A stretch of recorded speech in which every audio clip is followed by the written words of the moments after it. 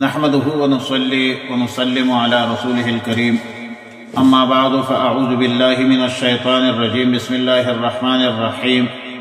خلق الانسان علمه البيان اور 27 سورہ الرحمن رکوع 1 آیت نمبر 3-4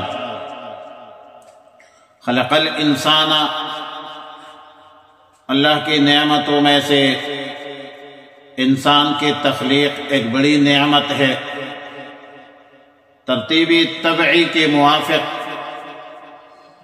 انسانی تخلیق ہی مقدم ہے اور تخلیق انسان کے بعد ہی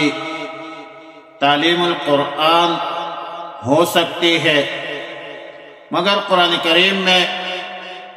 انسانی تخلیق پر تعلیم القرآن کو مقدم رکھا اور انسانی تخلیق کو مؤخر کیا۔ پہلے فرمایا خلق الانسان، بعد میں فرمایا علمہ البیان، اور خلق الانسان سے پہلے علم القرآن، کیونکہ تخلیق انسان، انسانیت کی تخلیق کا جو اصل مقصد ہے وہ ہی قرآن کریم ہے، اور قرآن کریم کی تعلیمات پر چلنے میں ہی آپ جو ہے کامیابی حاصل کر سکتے ہیں اور مقصد واضح ہو جاتی ہے، ہدف معلوم ہو جاتی ہے۔ جیسا کہ ارشاد ربانی ہے وَمَا خَلَقْتُ الْجِنَّ وَالْإِنسَ إِلَّا لِيَعْبُدُونَ، انسان اور جنات کی تخلیق کا مقصد صرف اور صرف عبادت ہے، اجتماعی معاملات میں، انفرادی معاملات میں، اور ظاہر ہے کہ عبادت بغیر تعلیمی الہی کے نہیں ہو سکتی۔ تعلیمی الہی ہی وہ ذریعہ ہے عبادت کی سمجھنے کا۔ تعلیمی الہی کا ذریعہ قرآن کریم ہے، لہذا تعلیم القرآن کو تخلیق انسان پر مقدم فرمایا، علم القرآن، اور بعد میں فرمایا خلق الانسان۔ ظاہر ہے کہ انسان دنیا میں بے علم آتا ہے، واللہ اخرجکم من بطون امہاتکم لا تعلمون شیئا، ہم نے تمہیں تمہارے ماؤں کے پیٹ سے نکالا جبکہ تم ذرہ برابر بھی علم نہیں رکھتے تھے اور تم کچھ بھی نہیں تھے۔ عربی قاعدہ کے مطابق کہ کله نکیره واقع شي په سیاق د نفي کې نو مفید د پاره د عموم وي۔ نکیره جب سیاق نیچے واقع ہو جائے، سیاق نفی میں واقع ہو جائے تو عموم کو مفید ہوتا ہے، عموم فائدہ کرتا ہے، کلام میں تعمیم آ جاتی ہے اور اس کے معنی میں عموم ہوتی ہے۔ لا تعلمون شیئا نکرہ واقع ہے سیاق نفی میں کہ انسان کچھ بھی نہیں جانتے تھے، نہ انسان کے اندر شعور، نہ انسان کے اندر عقل اور نہ علم، صرف ایک حس ہوتا تھا۔ سورہ دار میں ہے اللہ تعالی الانسان حین من الدہر لم یکن شیئا مذکورا، کیا انسان پر کوئی ایسی حالت نہیں آتی کچھ بھی نہیں؟ تخلیق سے قبل تو یہ کچھ بھی نہیں تھا۔ انا خلقنا، ہم نے اس کو پیدا کیا، اور جب پیدا کیا تو اس وقت ان کے اندر، انسان کے اندر نہ علم تھی، نہ عقل تھی، نہ شعور تھی، نہ فکر تھی، نہ تدبر تھی، صرف ایک حس تھا۔ پھر بالغ ہوا،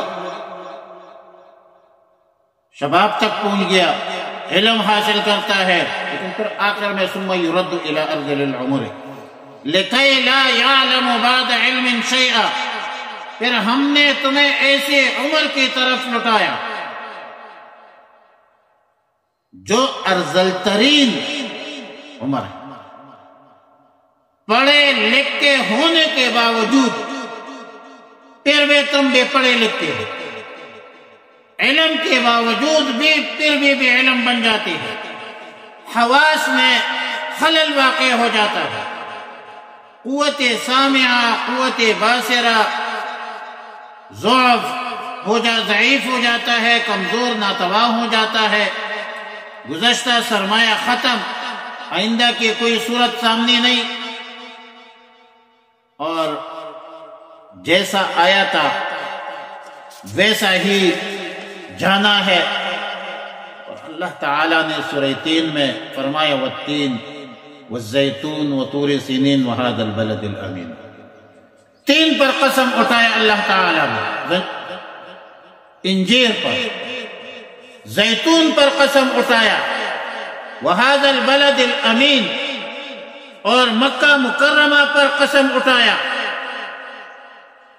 وطور سینین، کوہ طور پر قسم اٹھایا،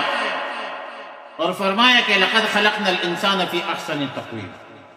انسان کو ہم نے بہترین شکل و صورت میں بنایا، سب سے زیادہ خوبصورت ترین بنایا۔ اللہ کی تمام مخلوقات میں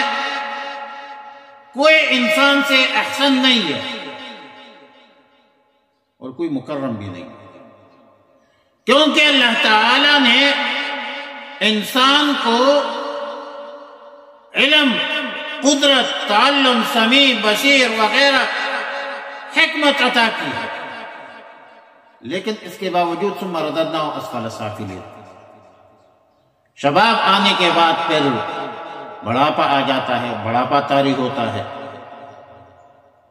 اور ایک معنی یہ بھی ہے کہ ہر انسان دوبارہ ابتدائی حالت میں چلا جاتا ہے، بچہ بن جاتا ہے، ان کی عادات اور اطوار بچوں کی ہوتی ہے۔ البتہ مومنین صالحین وہ ذہنی انتشار سے محفوظ رہتے ہیں، بڑھاپے کی بیکاری میں بھی وہ عمل کم کریں گے، اور کم عمل ہونے کے باوجود اعمال نامہ میں وہ چیزیں بھی لکھی جاتی ہے جو قوت شباب میں، دوران شباب جوانی کی حالت میں اور اس وقت جو کی ہے وہ اعمال بھی اس کی جاری ساری رہتی ہے۔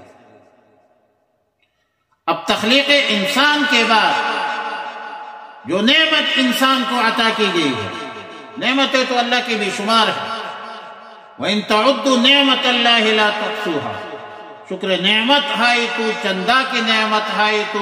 عذر تقصیرات ماں، چندہ کی تقصیرات ماں۔ اور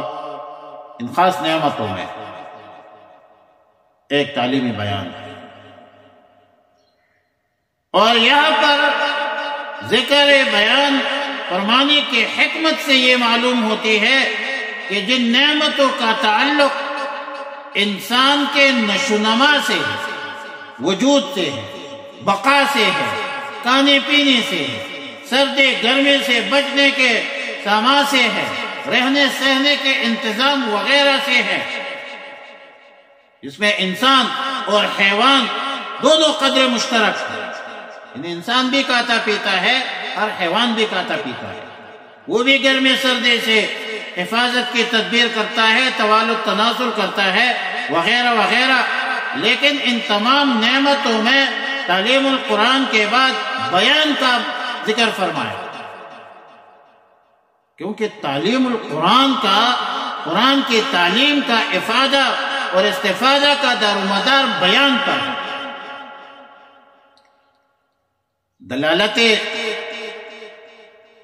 لفظی وضعی جس کو منطق میں کہتے ہیں، اور پھر ان کی تین اقسام مطابقی تضمنی التزامی ہے، وہاں پر بیان نطق جو ہے، تکلم کا، بیان کا، اظہار ما فی الضمیر کا جو ملکہ ہے وہ صرف انسان کو عطا کیا گیا ہے، اور پھر بیان میں زبانی بیان بھی شامل ہے، تحریر بھی شامل ہے، خط کتابت بھی شامل ہے، افہام و تفہیم بھی شامل ہے، اور اس کی جتنی ذرائع ہیں علم کے وہ سب کے سب اس میں شامل ہیں، اور پھر اس میں وہ بھی شامل ہے کہ مختلف خطوں کے، مختلف قوموں کے، مختلف زبانیں، مختلف محاورات وہ سب کے سب اس میں شامل ہے، داخل ہے۔ اب تعلیم و تعلم بیان کے بغیر تو نہیں ہو سکتا۔ سمجھنا، سمجھانا، یہ تو بیان کے نطق کے بغیر تو ہو نہیں سکتی۔ بیان کا ملک اللہ تعالیٰ نے عطا فرمایا، جو ہم استفادہ کر سکے، جو ہم کسی کو سمجھا سکے، یا کوئی ہمیں سمجھا سکے،